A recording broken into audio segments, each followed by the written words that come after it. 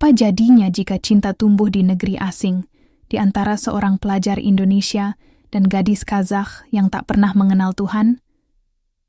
Di balik salju kota Taraz dan jejak sejarah Islam Asia Tengah yang nyaris terlupakan, pertemuan mereka menjadi awal dari perjalanan penuh air mata, pengorbanan, dan hidayah. Dari ancaman deportasi hingga pertemuan kembali di depan Ka'bah lewat Haji Furoda, inilah kisah cinta yang bukan hanya menyentuh hati, tapi juga menggetarkan iman. Apakah cinta yang berakar dari cahaya Allah bisa menyatukan dua jiwa dari dunia yang berbeda? Salju pertama turun dengan diam-diam di Almaty, seperti lembar putih yang ingin menutupi semua luka yang tak sempat dijahit. Tapi buat Fahri Ramadan, mahasiswa Indonesia semester pertama di jurusan Teknik Nuklir Universitas Nasional Kazakh, salju itu seperti lembar catatan baru. Dingin, asing, tapi bersih. Dia berdiri di pinggir trotoar, menatap langit yang memutih, sementara tubuhnya menggigil meski sudah dibungkus jaket tebal. Hidungnya merah, matanya berkaca-kaca. Bukan hanya karena suhu -7 derajat, tapi karena satu hal yang terus berdesir di dadanya sejak pagi. Hari ini, ibunya ulang tahun. Dan ini adalah tahun pertama Fahri tidak bisa memeluknya. Ma, doain Fahri kuat, di sini ya. Nanti kalau udah selesai kuliah, kita haji bareng, katanya lirih ke layar ponsel, sebelum akhirnya mematikan video call dengan berat hati. Di negeri sejauh Kazakhstan, tak ada nasi goreng pinggir jalan, tak ada azan 5 waktu yang bergema dari masjid. Bahkan tak ada senyum tetangga yang ramah menyapa. Yang ada hanya wajah-wajah asing, huruf-huruf Kiril yang sulit dipahami, dan jam biologis yang belum sepenuhnya berdamai. Di kelas, Fahri tak menonjol, tapi dosen fisika kuantum langsung mengingatnya dari satu hal, selalu tepat waktu dan selalu membawa sajadah kecil di tasnya. Satu-satunya warisan dari almarhum ayahnya, yang wafat dalam perjalanan haji 2 tahun lalu. Salat di ruang lab itu melanggar peraturan, tegur seorang profesor. Kalau di Indonesia, saya bisa salat di mana saja, Pak, jawab Fahri pelan. Ini bukan Indonesia. Fahri tak membantah. Ia hanya mengangguk dan tersenyum, senyum kecil yang seperti menyembunyikan gempa di dada. Suatu sore, saat perpustakaan hampir kosong, Fahri melihat gadis berambut pirang kemerahan duduk sendiri. Di meja paling pojok, matanya tajam, fokus menatap laptop, jemarinya menari di atas keyboard, seperti orang yang sedang melawan waktu. Itulah Aizan Mukanova. Gadis Kazakh yang dikenal pintar, logis, dan, katanya, ateis. Bukan tipe orang yang suka basa-basi. Tapi, hari itu ia menoleh ke Fahri, lalu bertanya, "Kamu mahasiswa baru dari Indonesia, ya?" Fahri mengangguk. "Namaku Aizan. Kita satu kelompok riset. Kau telat baca email." Fahri tersenyum kaku. "Oh, iya, maaf. Aku belum lancar baca huruf Kazakh." Aizan menatapnya dengan sorot mata yang sulit ditebak. Lalu tanpa diminta, dia menyerahkan fotokopian jurnal sambil berkata, "Selamat datang di negeri yang membingungkan." Malam itu, Fahri berjalan sendirian pulang ke asrama. Salju turun makin deras. Jalanan kota Almaty sepi, lampu-lampu jalan berkabut, dan langit menggantung rendah. Di dadanya, ada satu kekosongan yang tak bisa dihangatkan oleh jaket tebal manapun. Kerinduan pada tanah air, dan ketakutan akan kesendirian. Sebelum tidur, ia mengambil sajadah warisan ayahnya. Ia bentangkan di lantai, menghadap kiblat yang ia hitung sendiri pakai kompas dan aplikasi. Lalu, ia berdoa. "Ya Allah, kalau memang aku terlalu kecil untuk kau lihat, tolong, lihatlah ibu di sana. Jangan biarkan beliau menangis diam-diam malam ini." Air mata Fahri jatuh tanpa suara. Ia bukan anak manja. Tapi malam itu, ia hanyalah seorang anak yang rindu pelukan. Dan di balik dinding asrama yang dingin, di pojok ruang kecil yang remang, ia sujud. Lama. Bukan karena banyak dosa, tapi karena terlalu banyak hal yang ingin ia titipkan. Tapi tak tahu harus mulai dari mana. Langit Almaty menggantung berat pagi itu. Awan kelabu menggumpal rendah, menutup puncak gunung Transili Alatau yang biasanya terlihat dari kampus. Udara terasa lebih dingin dari biasanya, menusuk kulit meski Fahri sudah mengenakan mantel tebal. Tapi bukan dingin yang membuat tubuhnya terasa berat pagi itu, melainkan rasa sepi yang belum juga berdamai. Ia tiba di laboratorium nuklir lebih awal seperti biasa. Ruangan itu sunyi, hanya suara lembut mesin pendingin dan dengungan komputer yang menemani. Di atas meja panjang dari baja, laporan-laporan uji coba kemarin masih tertumpuk rapi. Fahri duduk, membuka laptopnya, lalu memeriksa ulang hasil simulasi paparan partikel alfa yang semalam ia kerjakan hingga larut. Beberapa menit kemudian, pintu terbuka. Aizan masuk, rambutnya dikuncir rapi ke belakang. Wajahnya tenang, sorot, matanya tajam seperti biasa. Ia langsung menuju meja kerjanya tanpa mengucap sepatah kata pun. Fahri hanya menoleh dan mengangguk kecil, tak berharap dibalas. Aizan meletakkan tas, mengaktifkan layar, lalu berkata, "Datar. Kau sudah cek parameter kalibrasi detektor kemarin?" Fahri menjawab pelan. "Sudah. Tapi aku curiga data pada uji gamma masih meleset. Sepertinya detektor harus dikalibrasi ulang." Aizan tak menatap, hanya berkata dengan nada tetap, "Gunakan logika. Jangan intuisi." Fahri tersenyum kecil. Ia tahu itu bukan sindiran. Itu gaya bicara Aizan, tajam, tanpa basa-basi. Mereka bekerja dalam diam selama hampir 2 jam. Layar komputer di depan mereka dipenuhi grafik dan angka. Di luar jendela, salju, turun pelan, menutup pohon-pohon tua di halaman kampus. Universitas ini berdiri sejak era Uni Soviet dan masih menyimpan jejak-jejak sejarah yang pekat. Dulu, gedung laboratorium tempat mereka bekerja adalah pusat penelitian rahasia senjata nuklir. Bahkan hingga kini, beberapa dosen tua masih menggunakan istilah-istilah Rusia yang hanya bisa dimengerti oleh mereka yang tumbuh dalam bayang-bayang perang dingin. Tak jauh dari kampus, ada masjid tua dengan kubah biru pudar. Masjid itu dulu pernah dijadikan gudang senjata oleh Soviet. Baru setelah Kazakhstan merdeka, bangunan itu dikembalikan kepada umat Islam. Fahri sering ke sana, duduk lama setelah sholat, meski imamnya berbicara dalam Kazakh dan ia tak paham seluruh isi khutbah. Tapi di sana, ia merasa tenang. Di sana, ia merasa tidak benar-benar sendirian. Aizan tiba-tiba berkata, tanpa menoleh dari layar, "Aku tidak mengerti satu hal. Kamu percaya Tuhan, tapi kamu belajar fisika kuantum?" Fahri menoleh pelan. "Apa maksudmu?" "Fisika adalah sains. Semua bisa diukur, bisa dibuktikan. Tuhan, tidak." Fahri mengangguk pelan, seakan mencerna lebih dalam. "Justru karena aku belajar fisika, aku yakin Tuhan itu ada. Dunia ini terlalu sempurna untuk jadi kebetulan." Aizan berhenti mengetik. Tangannya diam di atas keyboard. Matanya masih menatap layar, tapi pikirannya seperti berjalan entah kemana. "Kalau Tuhan ada," ucapnya, "kenapa dunia begini rusak? Perang, bencana, anak-anak mati kelaparan. Kau percaya itu bagian dari kesempurnaan?" "Yang rusak bukan ciptaan Tuhan," jawab Fahri lembut. "Tapi bagaimana manusia memperlakukan hidupnya? Kita sibuk mencari alasan untuk menyalahkan Tuhan, padahal kita sendiri yang memutus hubungan." Ruangan kembali sunyi. Hanya suara mesin pendingin yang terdengar. Aizan kembali menunduk, membuka data baru, tapi tidak langsung mengetik. Ia tampak termenung sejenak, lalu berkata lirih, nyaris tak terdengar, "Aku dibesarkan tanpa agama. Orang tuaku percaya Tuhan itu ide warisan masa lalu. Katanya, hidup cukup dengan akal sehat. Tapi, kadang aku merasa kosong.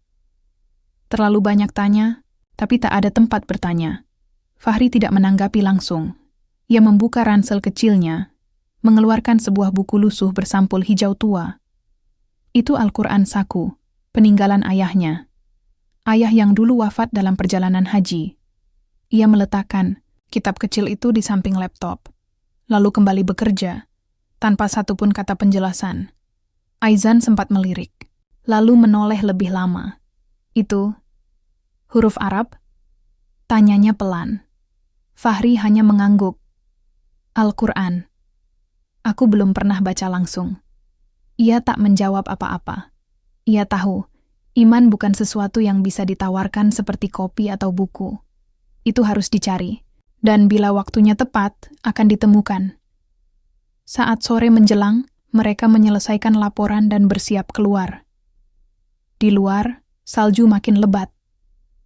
Aizan mengenakan mantel hitamnya, lalu menoleh sebentar ke arah Fahri, sebelum melangkah keluar lab Fahri, berjalan pulang sendiri.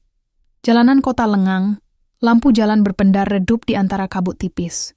Angin membekukan telinga dan ujung jari, tapi hatinya hangat. Ia tahu, hari ini bukan hari besar. Tak ada yang berubah drastis, tapi ada sesuatu yang mulai bergerak, seperti tetes air pertama, yang akhirnya jatuh ke tanah kering. Dan bagi Fahri, itu cukup. Kadang, satu kalimat bisa lebih berarti dari 1000 ceramah. Kadang, satu percakapan bisa menjadi awal dari pencarian panjang menuju cahaya. Udara menusuk tulang pagi itu. Salju turun sejak malam, dan kini menumpuk setinggi mata kaki. Almaty terlihat seperti kota mati, sunyi, putih, dan beku. Di kejauhan, garis gunung Transili samar-samar saja terlihat, seperti bayangan raksasa yang sedang tidur. Fahri melangkah pelan melewati trotoar, yang sebagian besar sudah dibersihkan. Di tangannya, sebuah sajadah tergulung rapi. Hari ini hari Jumat, dan sejak 2 bulan lalu, ia selalu berusaha tidak melewatkan salat Jumat di masjid tua dekat kampus. Masjid Sentral Almaty, satu-satunya masjid aktif yang tak berubah jadi restoran, atau gudang selama era Soviet. Masjid itu berdiri di balik deretan bangunan beton peninggalan komunisme. Dindingnya bercat biru pudar, sebagian terkelupas. Di depannya ada halaman kecil yang dipenuhi salju dan sebuah pohon tua yang batangnya dipeluk kain hijau oleh warga sekitar. Konon, pohon itu ditanam oleh ulama pengembara dari Samarkand yang dulu menyebarkan Islam hingga ke Ural. Saat Fahri tiba, masjid belum ramai. Hanya ada 2 orang tua berpeci bulu yang sedang menyapu salju dari tangga depan. Ia memberi salam, lalu masuk dan duduk di pojok kiri saf pertama. Udara di dalam masjid tak jauh lebih hangat. Dindingnya dingin, karpetnya tipis. Tapi suasana heningnya seperti membungkus hati Fahri dengan sesuatu yang tak bisa diberikan oleh ruang laboratorium atau ruang kuliah manapun. Ia membuka sajadah, menunduk, dan mulai membaca doa-doa pelan. Pandangannya kosong, tapi jiwanya sibuk. Entah kenapa hari itu terasa berbeda. Ada sesuatu yang akan terjadi, tapi ia belum tahu apa. Tak lama kemudian pintu kayu tua itu kembali terbuka. Langkah sepatu berbunyi pelan menyentuh ubin. Fahri menoleh, dan matanya sedikit membesar. Aizan ia berdiri di ambang pintu, mengenakan mantel hitam, rambutnya basah oleh salju. Matanya ragu. Nafasnya terlihat dalam embun dingin. Ia tidak melangkah masuk, hanya berdiri, bingung, dan takut. Fahri berdiri, perlahan menghampirinya. Ia tak bertanya kenapa Aizan ada di sana. Ia hanya membuka jaketnya, melepaskan syal, lalu memberikannya pada gadis itu. Di sini dinginnya menggigit, tapi kamu lebih butuh kehangatan dari dalam, katanya pelan. Aizan menatapnya. Tatapan itu seperti anak kecil yang pertama kali melihat laut. Takjub dan takut tenggelam. Aku tidak tahu harus bagaimana di sini, bisiknya. Aku hanya ingin tahu, kenapa kamu terlihat damai setiap keluar dari tempat ini. Fahri menuntunnya masuk. Mereka duduk di pojok belakang, dekat jendela, yang menghadap ke jalan. Di luar, salju masih turun. Tapi dari dalam, semuanya terasa lambat, seperti dunia sedang memberi waktu bagi hati yang mulai berubah. Seorang imam tua berdiri di mimbar. Suaranya serak, tapi tenang. Ia mulai khutbah dalam bahasa Kazakh, diselingi Arab. Fahri tak paham semua, tapi ia tahu khutbah itu bicara soal taubat dan cahaya petunjuk. Aizan menunduk sepanjang khutbah, kadang menatap ke arah jemaah yang bersujud bersama. Tangannya menggenggam ujung mantel, bibirnya bergerak seperti ingin bicara, tapi tak tahu kepada siapa. Fahri tak mengatakan apa-apa, hanya duduk di sampingnya. Dan dalam hatinya ia membaca doa. agar cahaya yang dulu menuntunnya, kini menuntun gadis itu juga. Setelah salat usai, jemaah perlahan bubar. Salju kian tebal di luar. Fahri dan Aizan berjalan beriringan. Tak ada obrolan ilmiah, tak ada debat logika. Hanya suara langkah di atas salju dan desir angin yang mengaduk perasaan. Mereka berhenti di depan pohon tua yang dipeluk kain hijau, itu. Aizan menatap batangnya yang retak tapi kokoh. Aku pernah baca, katanya lirih. Dulu Islam datang ke tanah ini lewat jalur sutra. Bukan lewat perang, tapi lewat akhlak dan ilmu. Pedagang dari Bukhara, ulama dari Samarkand, tapi semuanya menghilang saat Soviet datang. Fahri mengangguk. Banyak yang dipaksa mengubur keyakinannya. Azan dilarang, masjid ditutup. Tapi, ruh Islam tidak pernah mati. Ia bersembunyi, menunggu waktu untuk hidup lagi. Aizan memejamkan, mata sejenak. Udara dingin menampar wajahnya, tapi ia membiarkannya. Mungkin untuk pertama kalinya dalam hidupnya, ia merasa rapuh, tapi juga diterima. Aku ingin mengerti, ucapnya lirih. Bukan karena kamu, tapi karena hatiku sendiri.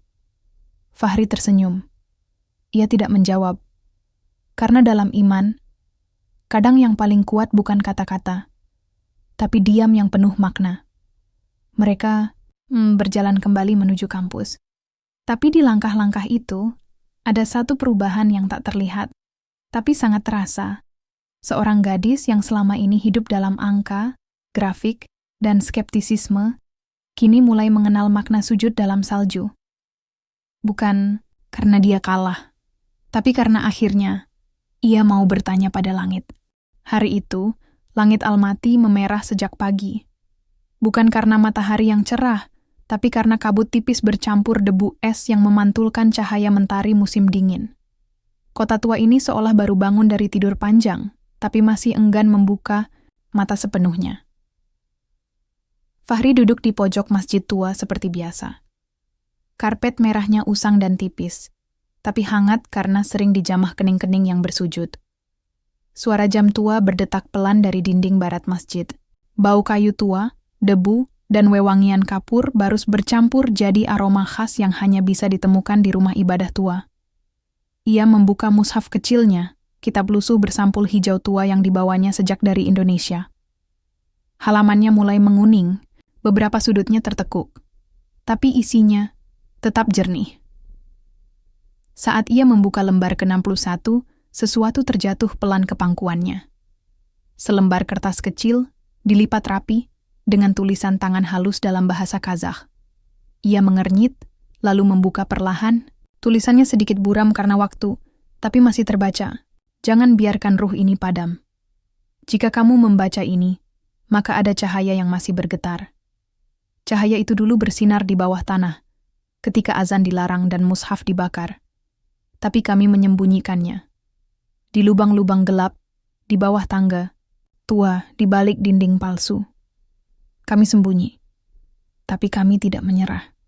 Islam bukan hanya milik mereka yang merdeka. Islam juga hidup dalam hati yang dibungkam. Fahri menggenggam kertas itu erat.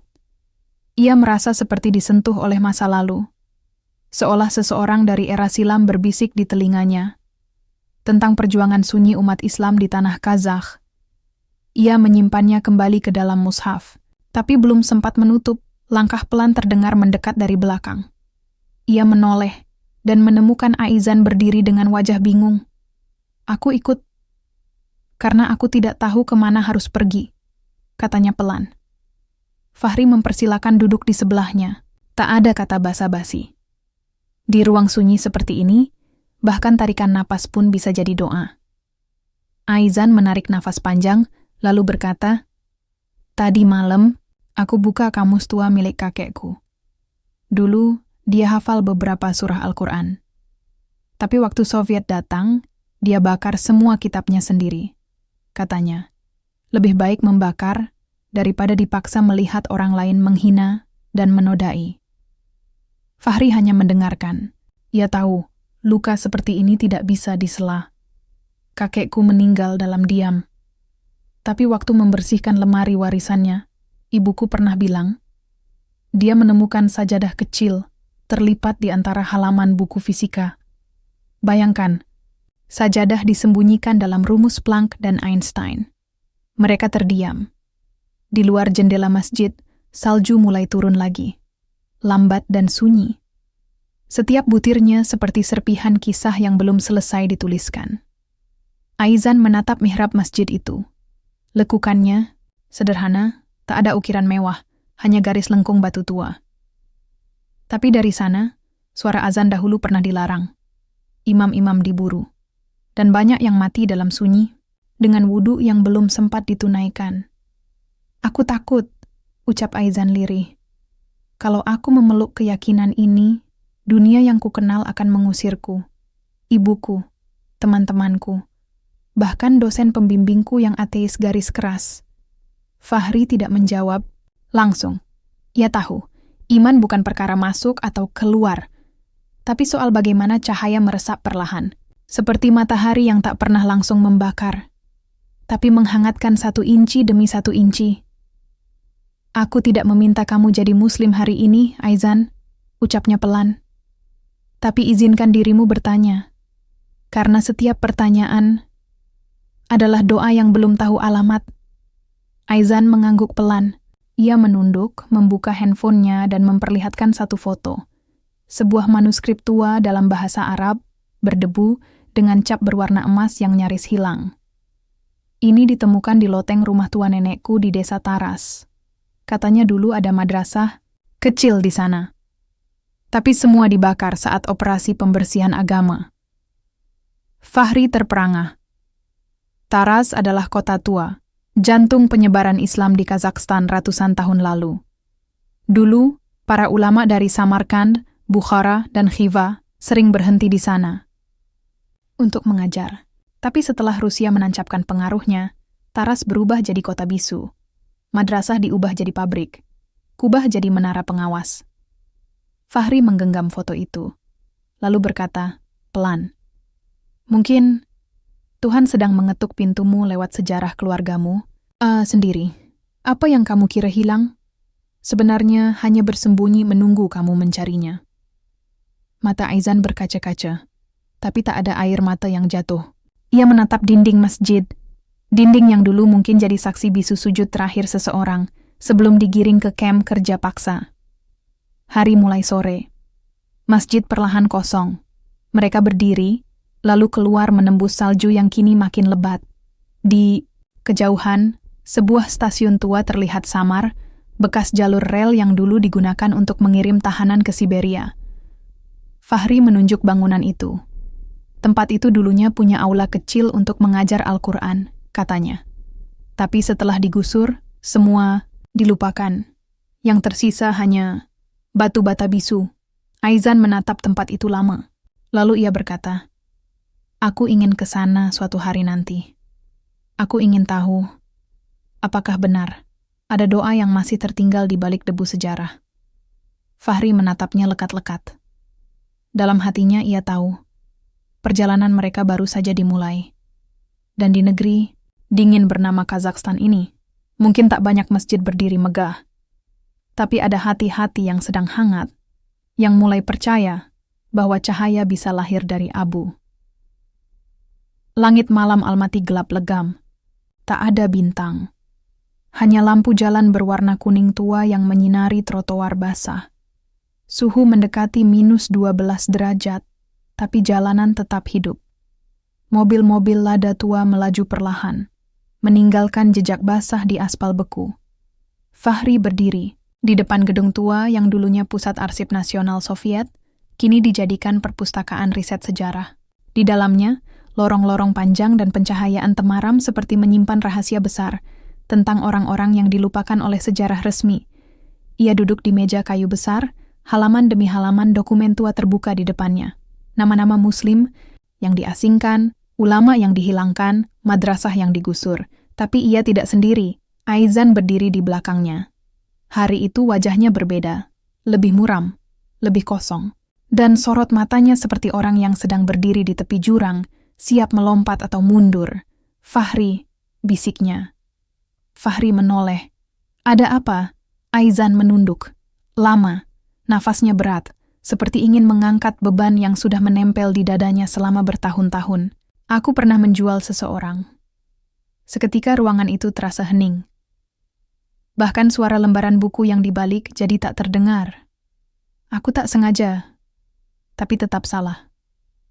2 tahun lalu, aku bantu seorang gadis Uzbekistan. Namanya Suraya. Dia datang ke Kazakhstan untuk kuliah, tapi tak punya dokumen lengkap. Aku kasihan, aku pinjamkan pasporku untuk bantu dia dapat kerja sementara. Tapi ternyata, kerjaan itu cuma kedok. Fahri menatapnya lekat, tapi tak menyela. Dia dijebak, dikirim ke Karaganda, dan dipaksa jadi pelayan. Dalam artian yang kamu tahu, Fahri. Saat aku tahu, aku coba tarik dia kembali. Tapi, terlambat. Dia hilang. Polisi bilang dia mungkin sudah menyeberang ke Rusia dengan identitas palsu. Mata Aizan berkaca-kaca, tapi ia tak menangis. Mungkin karena air matanya sudah habis sejak lama. Sejak itu, aku merasa Tuhan tak mungkin mengampuniku. Aku terus membaca, mencari, bahkan debat dengan orang-orang soal agama, hanya untuk menolak rasa bersalah ini. Tapi, saat aku mulai mengenal Islam dari kamu, dari mushaf tua, dari sejarah kota ini, aku sadar, aku cuma lari, bukan mencari. Fahri berdiri. Perlahan, ia berjalan ke jendela besar perpustakaan. Dari sana, terlihat kubah hijau Masjid Sentral jauh di ujung kota. Berdiri tenang, seolah menyaksikan semua dosa dan pertobatan dari atas sana. Di taras dulu, ujar Fahri pelan, ada madrasah tua yang digunakan secara rahasia saat zaman larangan agama. Mereka sembunyi-sembunyi belajar Quran di ruang bawah tanah. Salah satu ustaznya dulu adalah seorang pencuri. Tapi justru dia yang mengajarkan tafsir dengan paling dalam, karena katanya, hanya orang yang pernah jatuh tahu bagaimana cara mengangkat orang lain. Aizan berdiri di sebelah Fahri. Pandangannya mengarah ke langit yang membeku. Aku ingin ke taras, bisiknya. Aku ingin minta ampun di tempat tanah itu. Di tempat di mana Islam disembunyikan, tapi tidak pernah mati. Fahri memejamkan mata. Dalam hatinya ia tahu perjalanan spiritual yang mereka jalani tidak lagi ringan. Apa yang terjadi pada Suraya bukan sekadar dosa personal, tapi telah menjadi simpul takdir yang belum selesai. Dan malam itu, di lorong beku perpustakaan yang sepi, mereka memutuskan sesuatu. Mereka akan ke taras, menelusuri kembali kota tua yang menjadi saksi perjuangan Islam di Asia Tengah, bukan untuk menebus dosa dengan ritual, tapi untuk menghadapinya dan menatapnya langsung di mata. Di luar, salju turun kembali. Tapi bukan salju putih yang lembut, melainkan salju berat yang mengguyur seperti beban masa lalu. Jalan menuju taras tidak mudah, tapi mereka tahu, kadang perjalanan menuju cahaya justru dimulai dari tempat tergelap yang pernah kita sentuh. Kereta malam menuju taras menderu pelan di atas rel tua. Setiap guncangan kecil seperti irama masa lalu yang ingin menyapa. Lampu kabin kereta remang-remang. Udara dingin menyusup dari sela-sela jendela. Di luar, hanya kegelapan dan dataran luas. Berselimut salju yang tak berujung. Fahri duduk dekat jendela. Tangannya memegang mushaf yang kini selalu ia bawa. Sementara Aizan tertidur lelap di bangku seberangnya, dengan syal wol membungkus lehernya yang mungil. Tapi tidurnya gelisah, seperti seseorang yang akan bertemu masa lalu yang pernah ia kubur. Kereta tiba di taras menjelang subuh. Kota ini sunyi dan tua. Bangunan-bangunannya bernafas dalam sejarah, dengan batu bata coklat yang menghitam dimakan cuaca. Tak banyak yang berubah sejak abad ke-19, bahkan mungkin sejak jauh sebelum itu. Langkah kaki mereka membekas di atas salju pagi. Jalanan masih kosong. Hanya 1-2 pedagang yang baru membuka kios. Tapi di kejauhan, tampak siluet makam Aisyah, Bibi, sebuah mausoleum kecil yang megah dalam kesederhanaannya, berdiri seperti saksi cinta dan keimanan yang abadi. Di kota inilah, ujar Fahri pelan, Islam masuk lewat jalur perdagangan sejak abad ke-7. Taras menjadi pintu gerbang penting antara Cina dan Timur Tengah dalam jalur sutra. Ulama datang, masjid dibangun, dan madrasah berkembang.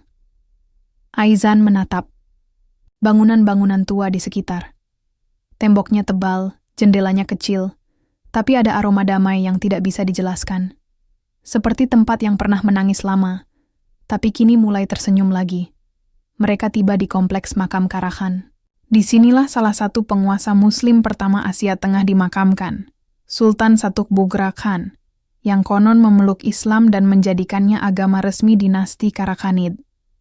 Dinding makam dihiasi kaligrafi kuno dan pola geometri khas Islam Asia Tengah, tidak megah seperti bangunan Andalusia tapi tenang, seperti doa yang tak pernah putus dari tanah.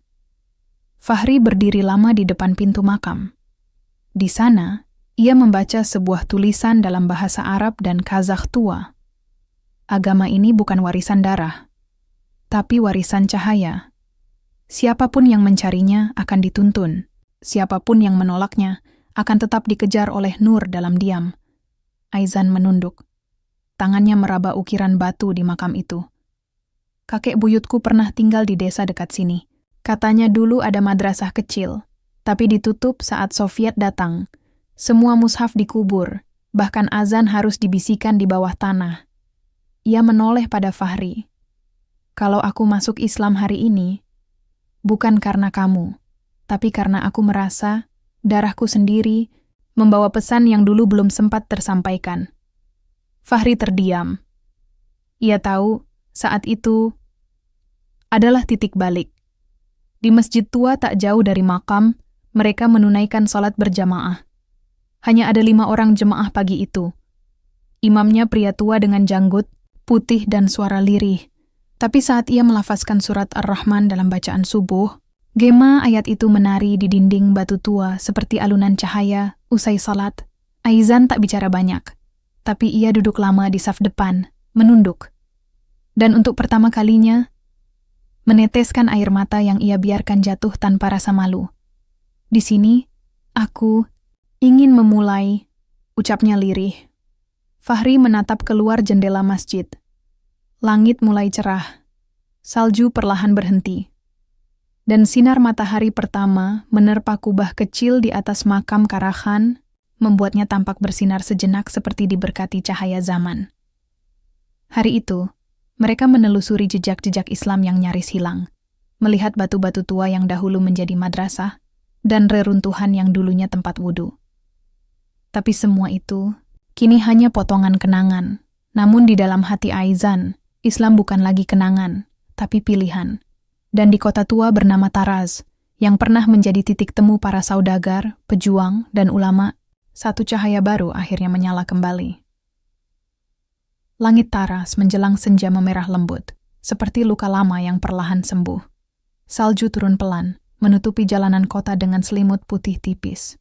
Udara dingin membuat nafas terlihat, tapi suasana di antara mereka, Fahri dan Aizan, tak lagi beku.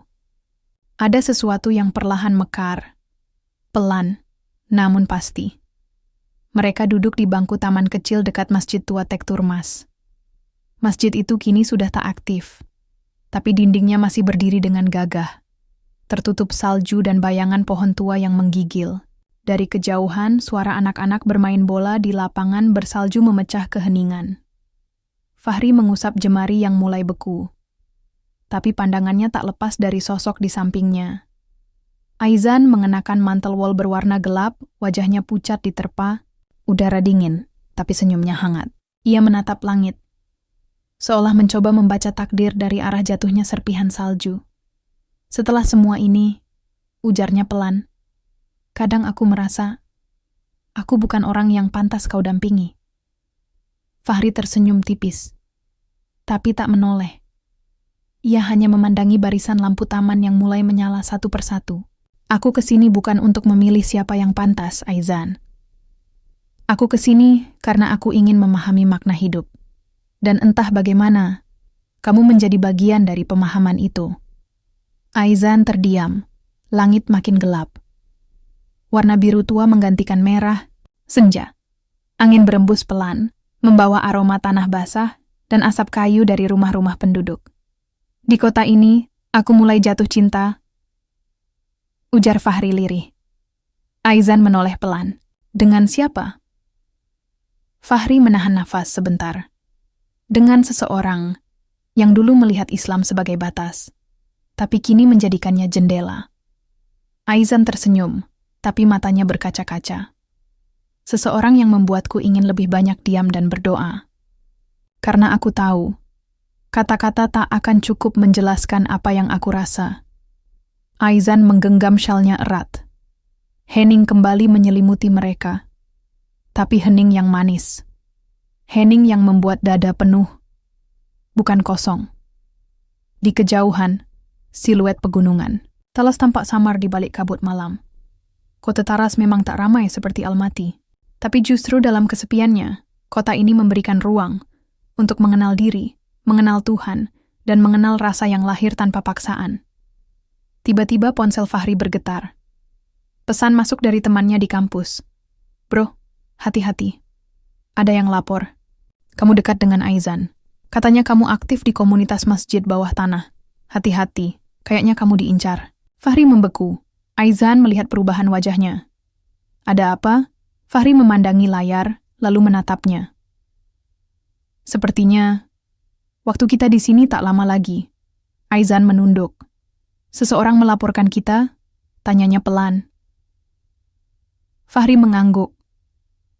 Malam itu, angin bertiup lebih kencang. Daun-daun kering beterbangan di jalanan bersalju. Tapi di tengah badai kecil itu, Fahri menggenggam tangan Aizan, perlahan, tanpa kata. Aku tak tahu apa yang akan terjadi setelah ini. Tapi jika kita harus pergi, aku ingin kamu tahu satu hal. Aizan menatapnya. Aku akan tetap mendoakanmu, dimanapun aku berada. Karena perasaan ini, bukan sekadar suka, tapi sebuah rasa yang tumbuh dari iman, dari ilmu, dari rasa ingin melindungi. Mata Aizan berkaca-kaca, tapi ia mengangguk. Dan jika aku harus ditangkap, dideportasi, atau dipisahkan darimu, setidaknya aku pernah mencintaimu di bawah langit Taras. Kota tua yang tak punya banyak lampu, tapi punya cukup cahaya untuk menumbuhkan cinta dalam doa. Salju turun semakin deras. Lampu taman memantulkan cahaya ke tanah putih. Tapi dua orang itu tak bergeming. Mereka tetap duduk bersebelahan, seolah waktu ingin membekukan momen itu untuk selamanya. Kabut tipis turun pagi itu di perbatasan Taras Shymkent, menyelimuti dataran luas dengan suasana sepi dan menggigil. Bus yang mereka tumpangi berhenti di sebuah pos militer kecil. Tak ada gedung megah di sana. Hanya pagar besi tua, tiang bendera, dan papan nama berbahasa Kazakh dengan huruf Latin. Fahri tahu. Waktu mereka di tanah ini tinggal hitungan jam. Beberapa hari lalu pihak kampus memanggilnya. Tidak ada penjelasan panjang, hanya tatapan dingin dan surat panggilan dari imigrasi Kazakhstan. Ia disebut terlibat dalam aktivitas keagamaan ilegal dan mempengaruhi warga lokal secara ideologis. Meski Aizan membantah dan membela habis-habisan, kenyataan tak bisa dibendung. Mereka duduk berdua di bangku kayu dekat halte perbatasan. Di sekeliling mereka hanya padang beku, bentangan salju, dan langit yang pucat. Tapi bagi Fahri, tempat ini adalah ujung dari segalanya. Dari perjuangan, dari cita, dan dari cinta yang bahkan belum sempat tumbuh sempurna. Aizan mengenakan kerudung tipis. Meski belum resmi menjadi muslimah, ia merasa tak pantas menampakkan rambutnya di depan perpisahan yang begitu sakral. Ia menggigil, bukan karena cuaca, tapi karena hatinya pelan-pelan retak. Aku akan melawan keputusan ini, ucapnya sambil menunduk. Aku akan bicara ke media, ke dosen, ke lembaga kemanusiaan, siapapun. Fahri menggeleng pelan. Jangan, Aizan. Kadang, perjuangan tidak harus menantang arus, tapi cukup dengan menjaga makna. Ia menoleh ke arah pos militer. Dan makna itu adalah bahwa kamu pernah selamat karena kita bertemu. Dan aku pernah mencintai seseorang, bukan karena rupa atau ucapan, tapi karena caranya mencari Tuhan. Aizan menunduk. Air matanya mulai menetes. Tapi ia genggam tangan Fahri dengan erat. Taras tak akan sama tanpa kamu, bisiknya. bahkan jalan-jalan ini akan terasa lebih sepi. Fahri menarik nafas panjang. Kalau suatu saat kamu benar-benar memeluk Islam, jangan lakukan untukku. Lakukan untuk Allah yang kamu temukan lewat perjalanan ini. Aizan mengangguk perlahan. Di seberang sana, deretan kubah Masjid Tua Aisyah Bibi masih tampak samar dari kejauhan, diselimuti kabut dan salju. Seolah ikut menyaksikan dua hati yang harus dipisahkan oleh aturan manusia. Padahal baru saja dipertemukan oleh takdir langit. Tiba-tiba, suara pengeras terdengar dari kantor pos. Fahri Zulfikar harap segera menuju ruang imigrasi untuk proses administrasi deportasi. Suara itu terdengar kaku, tapi menghantam hati mereka seperti badai. Fahri berdiri. Ia genggam tangan Aizan lebih kuat, tapi bibirnya tetap tenang. Aku akan kembali, entah kapan. Tapi jika Allah izinkan, aku ingin datang bukan sebagai pelajar, tapi sebagai suami yang datang melamarmu di tempat pertama kali kita berbagi keheningan. Aizan tersenyum sambil menangis. Dan aku akan menunggumu di taras atau di masjid tua itu, sambil menghafal surat Ar-Rahman yang dulu pertama kau ajarkan. Langkah Fahri pelan menuju kantor. Setiap langkah terasa berat, seperti menyeret seluruh kenangan. Tapi ia tahu, ada cinta yang tak harus memiliki, ada doa yang lebih tulus daripada pelukan. Dan di bawah langit Kazakhstan yang kelabu, cinta mereka tak berakhir, hanya tertunda. Bandara Soekarno-Hatta terasa panas. Bukan hanya karena udara tropis yang menyergap begitu pintu pesawat terbuka, tapi karena keramaian, suara klakson, dan tumpukan wajah-wajah asing yang terasa terlalu dekat. Fahri berdiri kaku, menarik koper hitamnya pelan. Matanya sembab. Bukan karena jet lag, tapi karena tidur tak lagi nyenyak sejak meninggalkan Taras. Jakarta adalah kebalikan dari Kazakhstan. Jika Taras tenang, maka Jakarta gaduh.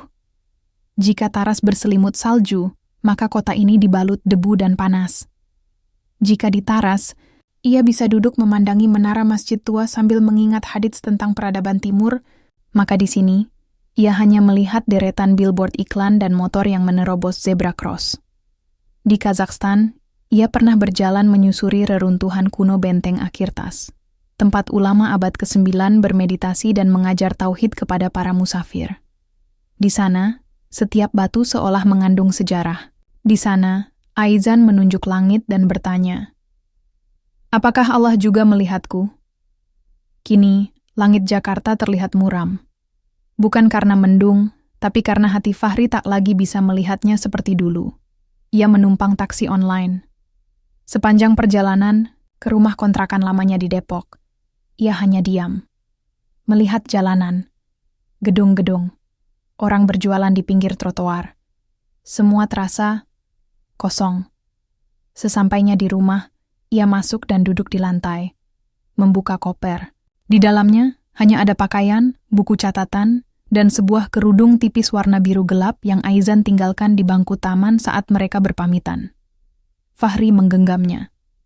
Wangi sabun khas Kazakhstan masih menempel samar.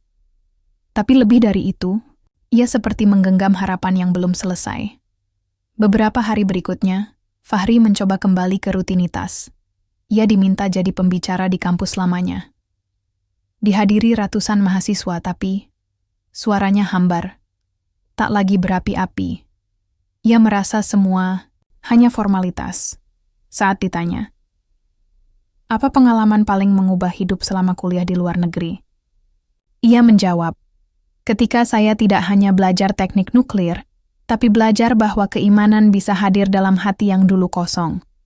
Dan kadang, iman bisa datang melalui orang yang tak kita duga." Semua diam, ia tak menyebut nama. Tapi dalam hatinya, Aizan hadir seperti bisikan salju. Tenang, dingin, tapi membakar dari dalam. Fahri mulai menulis. Setiap malam, bukan lagi paper teknis, tapi catatan hati. Tentang perjalanannya, tentang masjid tua di Taras, tempat ia mengajar anak-anak muslim minoritas.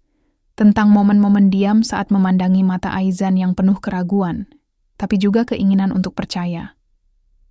Dalam catatannya, ia menulis, Jakarta terlalu keras untuk hati yang baru belajar lembut. Tapi mungkin ini cara Allah menyuruhku untuk tak cepat nyaman. Karena pertemuan dengan orang seperti Aizan harus membuatku terus berjalan, bukan menetap. Setiap subuh, Fahri menyalakan HP-nya. Tak ada pesan, tapi ia tetap menunggu. Sampai suatu malam, sebuah notifikasi masuk. Dari Aizan, aku memutuskan, aku ingin jadi muslimah, bukan karena kamu, tapi karena Tuhan yang aku kenal lewat hatimu. Aku belajar wudhu sendiri. Aku masih salah baca Al-Fatihah, tapi aku tak takut lagi. Fahri menggigil. Ia jatuh bersimpuh. Di tengah malam Jakarta yang panas dan penuh nyamuk, hatinya merasa sejuk seperti taman bersalju di Taras. Sudah 3 tahun berlalu sejak Fahri meninggalkan Taras. Musim berganti, kalender pun terus berjalan. Namun bekas salju yang pernah menyelimuti hatinya di Kazakhstan tak pernah benar-benar mencair. Ia masih ingat aroma jalanan di Taras, jejak langkah di lorong sempit Masjid Kuno Karakanid, dan tawa Aizan saat pertama kali belajar melafalkan Bismillah. Kini Fahri tinggal di bilangan Depok, di sebuah rumah kontrakan sederhana namun bersih. Meja kerjanya menghadap jendela yang sering ia buka untuk merasakan angin pagi. Di situ ia biasa duduk selepas subuh, membaca Quran, lalu melanjutkan aktivitasnya sebagai pembina dan pengajar tetap di Mu'alaf Center Nusantara. Setiap pekan, ia menemui wajah-wajah baru. Ada yang datang penuh ragu, ada yang datang karena mimpi, ada pula yang datang karena cinta. Tapi dari semua itu, Fahri melihat satu benang merah. Kekosongan yang haus akan cahaya. Sore itu, usai membimbing seorang mu'alaf dari Bali yang baru saja masuk Islam seminggu lalu, Fahri merebahkan tubuhnya di kursi kayu yang ada di teras. Sambil menyeruput teh hangat, ia membuka laptop untuk membaca kabar dunia Islam. Rutinitas itu selalu ia lakukan, bukan hanya sebagai bahan kajian, tapi sebagai kerinduan yang tidak bisa ia lukiskan dengan kata.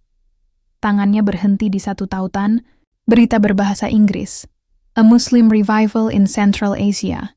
How a Woman in Kazakhstan Sparked a Quiet Revolution. Hati Fahri berdetak cepat. Ia klik perlahan.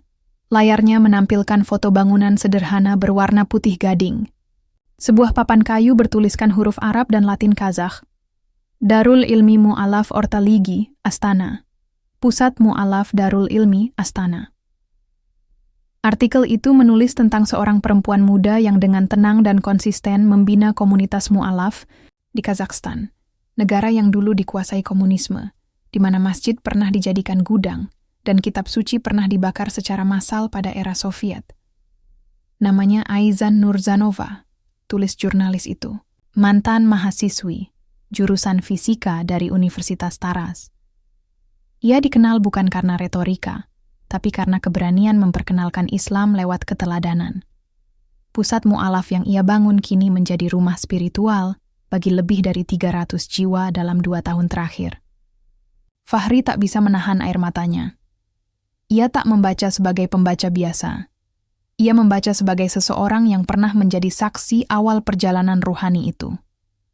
Aku mengenal Islam dari seseorang yang tak pernah meminta aku masuk Islam, kata Aizan dalam kutipan wawancara. Ia hanya memperlihatkan Islam dalam caranya memandang dunia, dalam cara ia menanggapi kekerasan, ketidakadilan, dan cinta. Namanya Fahri. Ia pernah menyelamatkanku, bukan dari penculik, tapi dari diriku sendiri. Fahri menggenggam erat cangkir tehnya. Dadanya sesak, tapi bukan karena duka, melainkan bahagia yang terlalu agung untuk disambut dengan senyuman. Dalam benaknya, ia melihat kembali suasana halaman masjid tua di Taras. Saat ia dan Aizan duduk di bangku kayu di bawah pohon aprikot, ia ingat mata Aizan yang memandang ke langit dan bertanya, "Apakah Tuhan juga peduli padaku?" Kini, pertanyaan itu telah menemukan jawabannya sendiri. Bukan lewat doktrin, tapi lewat perjalanan panjang, perih, penuh air mata, tapi bermuara pada ketenangan yang sejati.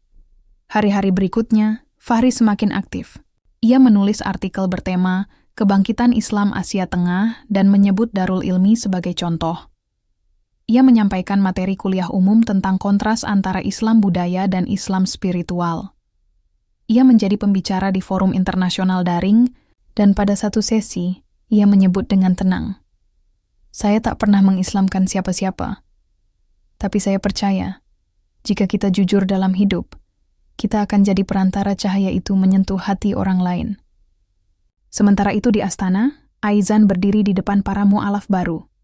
Di dinding ruangan, tergantung kaligrafi sederhana. "Hidayah itu milik Allah, bukan manusia." Suaranya mantap tapi lembut. Ia tidak lagi gemetar saat melafalkan ayat-ayat Al-Quran. Ia sudah khatam 2 kali. Ia sedang belajar ilmu tafsir dan mendalami sejarah Khawarazm, Samarkand, dan para ulama Asia Tengah yang dahulu menerangi dunia Islam. "Hari ini kalian masih belajar wudhu," katanya. "Tapi ingat, tak ada iman yang kecil jika ia dijaga dengan ikhlas." Seusai sesi, ia berjalan ke balkon kecil bangunan itu. Angin kota Astana sejuk meski langit mulai gelap. Ia menatap bulan yang bundar penuh. "Fahri," bisiknya, "kau tidak tahu, tapi aku melanjutkan jalan yang dulu kau tunjukkan." Di 2 tempat berbeda, 2 jiwa yang tak saling menyapa lagi, masih saling terhubung dalam satu frekuensi, dakwah, pengabdian, dan cinta yang suci. Bukan cinta yang menuntut, bukan cinta yang melekat, tapi cinta yang menumbuhkan.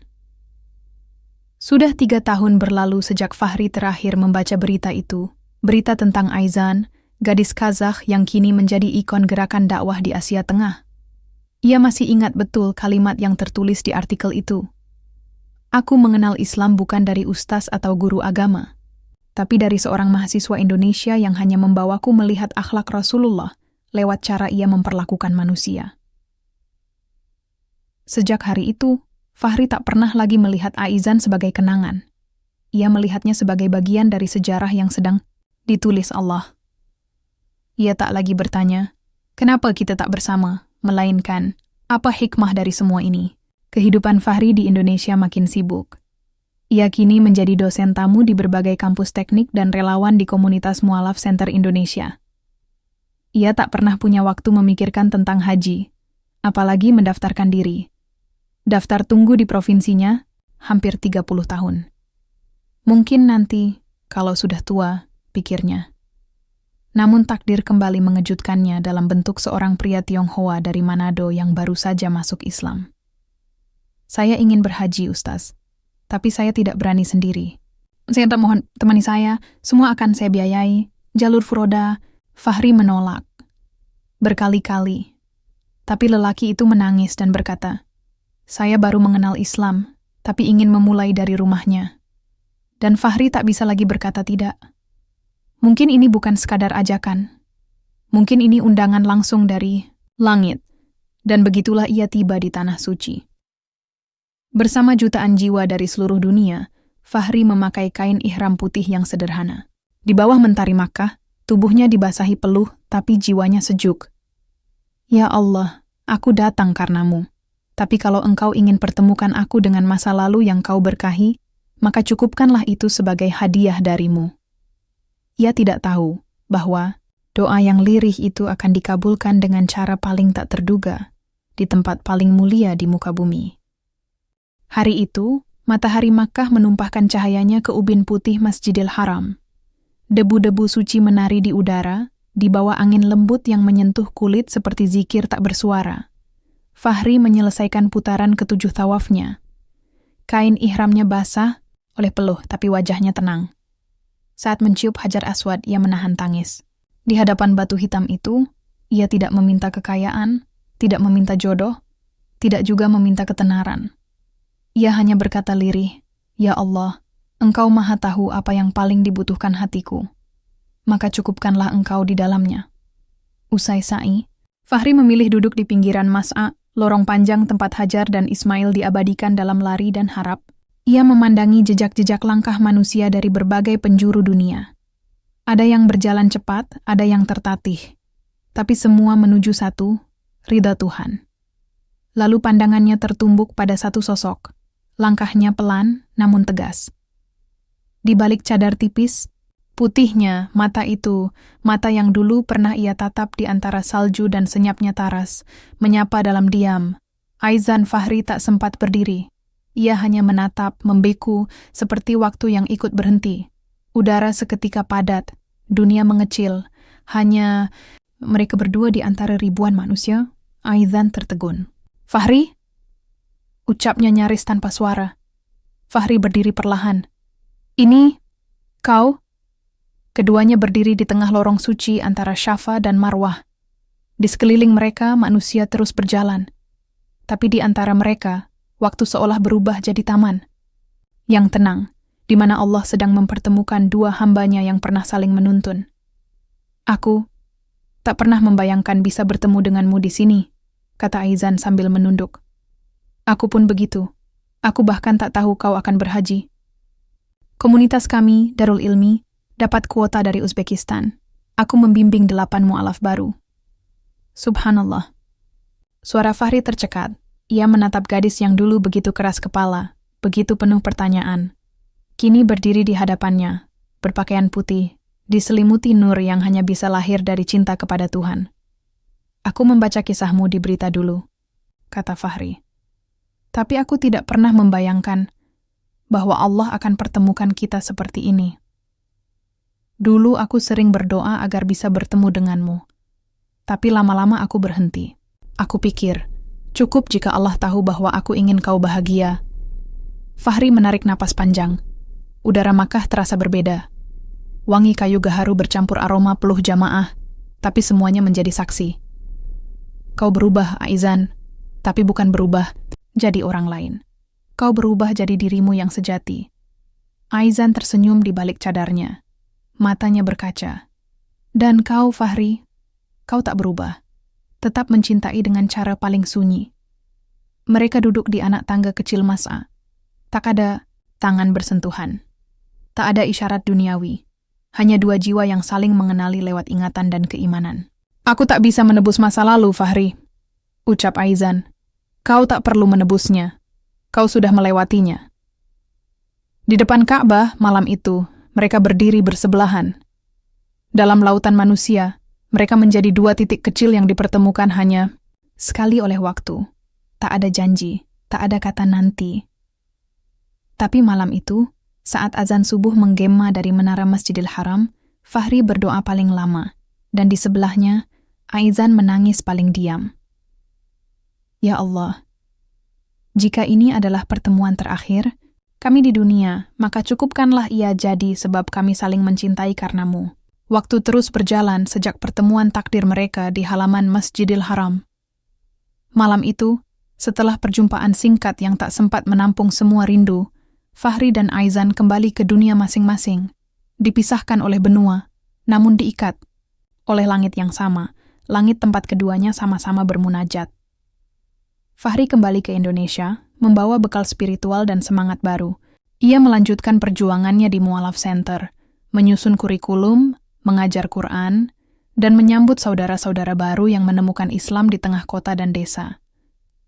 Ia sering menyebut Aizan dalam doanya, tanpa tahu apakah takdir akan mengizinkan mereka bertemu lagi. Aizan, di sisi lain, kembali ke tanah kelahirannya yang dingin, Kazakhstan. Ia tak membawa oleh-oleh selain kenangan dan niat yang kuat, membangun pusat pembinaan mu'alaf perempuan di Almaty. Dalam diam, ia mengenang perjumpaan mereka di Ka'bah sebagai mimpi yang terlalu indah untuk dikejar, tapi terlalu hidup untuk dilupakan. Hari-hari berlalu. Lalu datanglah sebuah undangan resmi. Sebuah forum dakwah internasional bertajuk Global Muslim Reversion and Support Conference akan digelar di Kuala Lumpur, Malaysia. Fahri diundang sebagai perwakilan Indonesia, dan di daftar pembicara utama tercantum satu nama yang membuatnya terdiam lama. Aizan binti Arman. Langit sore Kuala Lumpur menggelap perlahan, dilapisi awan tipis yang berarak pelan seperti waktu yang tak terburu-buru. Di dalam gedung megah Putra World Trade Center, barisan meja bundar berhiaskan batik Malaysia terhampar rapi. Cahaya lampu kuning lembut menggantung di langit-langit, menyiramkan kehangatan pada wajah-wajah dari berbagai bangsa. Mereka datang bukan untuk berdebat, tapi untuk berbagi. Tentang iman, tentang perjalanan, tentang cahaya yang menuntun di tengah gelap dunia. Di salah satu sudut ruangan, Fahri duduk tenang, mengenakan baju koko putih bersih, dipadukan dengan syal khas tenun, Thoraya. Ia menjadi delegasi dari Mu'alaf Center Nusantara, mewakili barisan para guru dan relawan yang selama ini bergerak diam-diam dari lorong gang kota hingga ke pegunungan Papua. Tak jauh darinya, seorang wanita tinggi semampai mengenakan abaya biru, tua berjalan perlahan. Wajahnya teduh, tatapannya tegas tapi tenang. Rambut pirangnya tersembunyi rapi di balik jilbab sutra yang jatuh hingga ke dada. Ia tampak asing, namun juga akrab di mata Fahri. Itu Aizan, perempuan Kazakh itu sekarang telah menjadi wajah Islam Asia Tengah. Ia datang sebagai pembicara utama, membawa materi tentang transformasi spiritual perempuan pasca Soviet. Dan ketika dia berdiri di podium, menyebutkan satu kalimat yang membuat Fahri nyaris menahan napas. Saya pertama kali mengenal Islam dari seorang pemuda Indonesia, saat saya masih berada dalam kegelapan nilai, dan saya bersyukur Allah menjadikan dia pintu awal bagi cahaya ini. Fahri tak berkedip, dadanya bergemuruh. Bukan karena ia disebut, tapi karena ia menyadari betapa jauh perjalanan yang Allah rancang untuk membawa Aizan ke titik ini. Malam itu, setelah sesi makan malam resmi, keduanya berbincang pelan di teras hotel. Di antara pohon Kamboja dan tiupan angin tropis yang asing, bagi Aizan, "Aku tak menyangka kita akan bertemu di sini," kata Aizan dengan suara yang lebih lembut dari biasanya. "Aku juga tidak. Tapi sejak di depan Ka'bah waktu itu, aku tahu. Pertemuan itu bukan yang terakhir," balas Fahri. Mereka bicara, panjang, tapi tanpa menyentuh masa lalu yang menyakitkan. Semua tentang hari ini dan esok. Tentang pusat-pusat mu'alaf yang bisa mereka bangun bersama.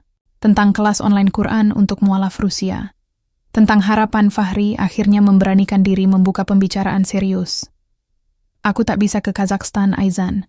Namaku masih terblokir di sistem imigrasi mereka. Tapi, jika kau berkenan, aku ingin membawa dirimu ke tempatku. Ke negeriku." Aizan menunduk. Ia mengusap anak rambut di dahinya yang terlepas dari jilbab. "Aku bukan siapa-siapa di Indonesia. Tapi kau adalah cahaya bagi banyak perempuan. Kau tak butuh status untuk itu. Butuh waktu, butuh doa. Tapi Allah bukakan jalan. Melalui kerja sama antar Mu'alaf Center dan dukungan dari NGO internasional yang sudah lama bekerja dengan Aizan, ia mendapat undangan resmi untuk melakukan studi banding ke Indonesia selama 3 bulan. Dan pada hari Jumat yang basah di Jogja, Fahri menyambutnya di Bandara Adi Sucipto. Bukan dengan pelukan, bukan dengan genggaman tangan, tapi dengan senyum dan satu bunga melati yang ia sematkan di atas map berisi proposal kegiatan dakwah. Hari-hari berlalu. Aizan tinggal di pesantren perempuan modern di lereng Merapi, mengajar bahasa Rusia untuk para ustazah yang ingin berdakwah lintas negara. Di waktu senggang, ia membantu Fahri di pusat pembinaan mu'alaf. Mereka tak pernah berduaan, tapi cinta tumbuh dalam jeda yang islami. Suatu malam, usai pengajian akbar, Fahri menemui ibunya di dapur kecil rumah kayu mereka. "Bu, saya ingin menikah dengan Aizan." Sang ibu terdiam. Matanya menatap kaldu yang ia aduk. Lalu perlahan, bibirnya tersenyum. "Kalau dia perempuan yang membuatmu dekat pada Allah, menikahlah, nak. Tak perlu menunggu tua untuk bahagia." Pernikahan mereka diadakan secara sederhana. Hanya di hadapan santri, guru-guru pesantren, dan ibu Fahri yang duduk di kursi roda, dengan wajah penuh air mata bahagia. Aizan mengenakan kebaya putih dan kerudung panjang. Fahri mengenakan jas abu-abu tua dengan sarung tenun lombok. Saat ijab kabul diucapkan, langit sore Jogja merah membara. "Saya terima nikahnya Aizan binti Arman."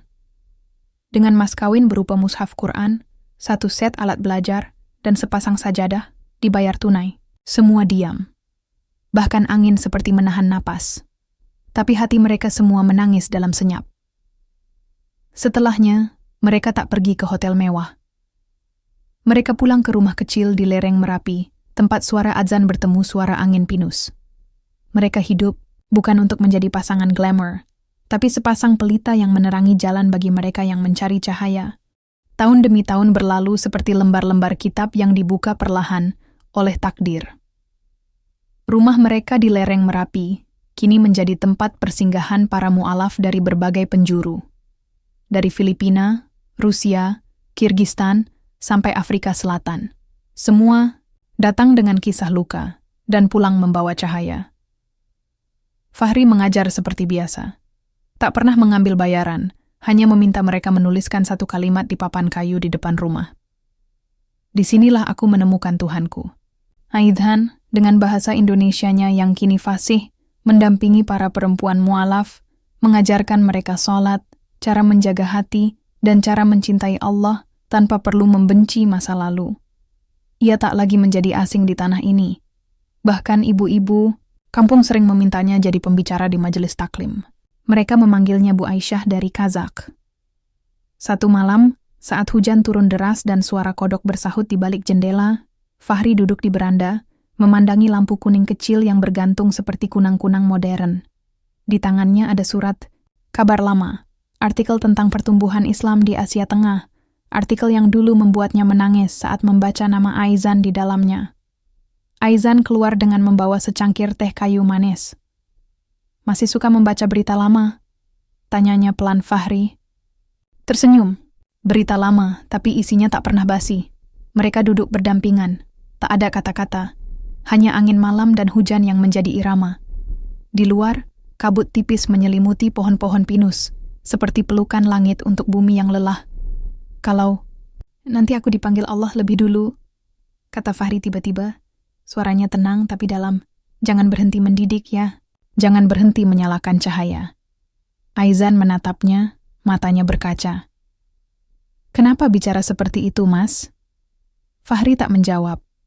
Ia hanya memejam, menikmati suara hujan seperti menikmati lantunan doa-doa yang tak terdengar. Beberapa bulan kemudian, di subuh yang dingin, Fahri jatuh sakit. Bukan sakit yang keras, tapi yang perlahan. Seperti tubuh yang tahu waktunya untuk pulang. Ia sempat berkata kepada seorang santri, "Kalau aku sudah tidak bisa bicara, bacakan aku surah Maryam. Aku ingin mengingat kisah cinta yang dibungkus iman." Pada hari itu, rumah kecil di lereng Merapi dipenuhi orang. Para mu'alaf, santri, sahabat lama, dan bahkan 2 ulama besar datang dari Jakarta. Tapi Fahri tidak lagi membuka mata. Ia sudah tenang. Wajahnya tersenyum seperti bayi yang baru saja diberi mimpi indah. Di nisan batu sederhana itu tertulis, Fahri bin Maimun, seorang guru, seorang pencinta, seorang penunjuk jalan. Dan di dinding kayu rumah mereka, papan itu tetap tergantung. Disinilah aku menemukan Tuhanku. Aizan kini tetap tinggal di sana. Ia tidak menikah lagi. Tapi setiap malam, ia membacakan surat Maryam seperti permintaan terakhir Fahri. Ia tahu cinta mereka tak akan pernah selesai. Karena yang mempertemukan mereka adalah Allah, dan yang menyatukan mereka adalah iman. Dan di langit yang sama, entah di bumi manapun mereka berada dulu, sekarang, dan nanti, doa tetap melintasi batas. Karena cinta yang ditanam karena Allah tak pernah tumbuh sia-sia.